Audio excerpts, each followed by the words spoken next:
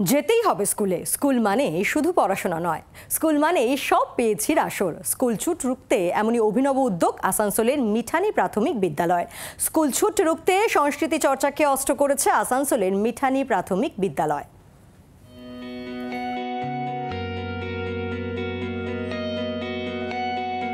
শনিবার মানে স্কুল হয়ে ওঠে মজাদার।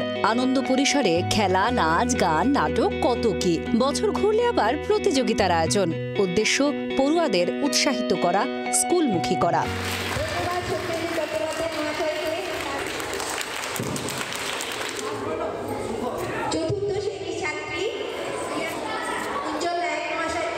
বাচ্চাদের উৎসাহিত করা, তাদের স্কুলগামী করা।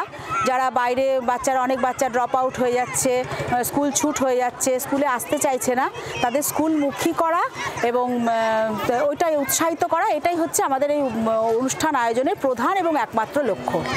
গত 2 বছরে 150 থেকে এই স্কুলে পড়ুয়ার সংখ্যা কমে দাঁড়িয়েছে 121-এ। স্কুলে 5টি শ্রেণী, শিক্ষক শিক্ষিকার সংখ্যা 5। এই পরিস্থিতিতে একটাই লক্ষ্য পড়ুয়ার সংখ্যা বাড়ানো। তাই নানা উদ্যোগ আসানসোলের কুলটির মিঠানি স্কুলের। স্কুল বিল্ডিং সাজানো হয়েছে ট্রেনের কামরার আদলে। স্কুলের ভেতর সাজিয়ে তোলা হয়েছে রঙিন আঁকিবুকিতে। মিড ডে মিলে পাতে থাকে নানা পদ।